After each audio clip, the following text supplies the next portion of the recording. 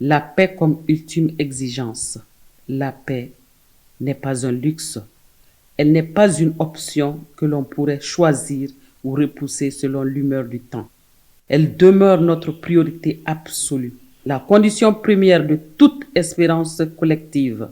Pour qu'elle revienne intacte et durable, il nous faut sortir de nos torpeurs émotionnelles, ouvrir les yeux sur la gravité du moment et redevenir ensemble les artisans lucides de notre propre destin. Car l'heure n'est plus aux lamentations. Chaque citoyen, sans exception, porte désormais le mandat solennel de contribuer à remettre debout un pays secoué par les turbulences de l'époque. Nous sommes appelés à un réveil, à un sursaut profond pour opposer une résistance ferme aux forces obscures qui entendent brouiller notre horizon de délivrance.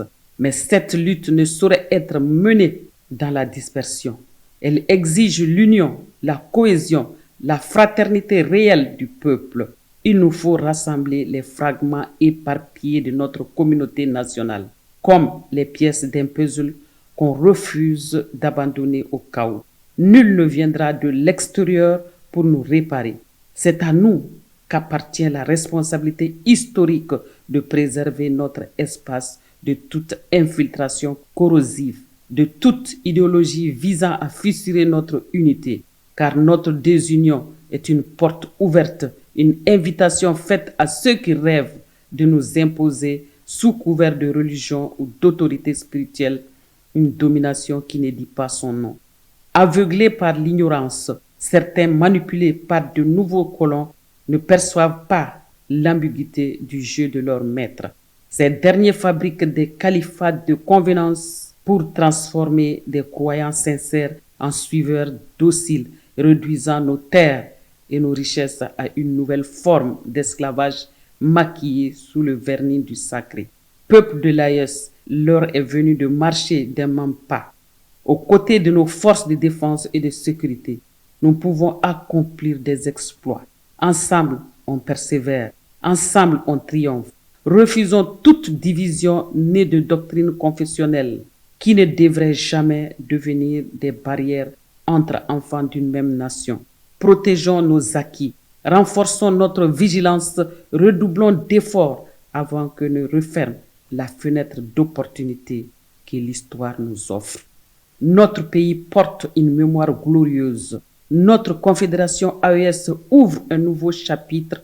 Battons la cadence au rythme des guerriers d'antan, fidèles à l'esprit de résistance qui a toujours habité nos peuples, à nos forces de défense et de sécurité. Rappelons cette vérité simple. Le guerrier peut être blessé, mais il poursuit son chemin. Soldats de l'AES, portez à nos nations la paix, la sécurité et la stabilité qui fonderont un nouveau départ. Aujourd'hui, le cri de cœur est clair. L'union, le cri de cœur est impérieux. La cohésion entre frères d'armes comme entre citoyens pour faire face aux dérives de ceux qui, égarés, cherchent l'accaparement au détriment du bien commun. Nous avons besoin d'un sursaut national amplifié à l'échelle de notre confédération pour faire bagarre à ceux qui menacent notre avenir. C'est plus que jamais l'unique voie pour mettre un terme à cette crise qui n'a que trop duré. La paix se conquiert, la paix s'entretient, la paix s'impose par l'unité. Le reste n'est que renoncement.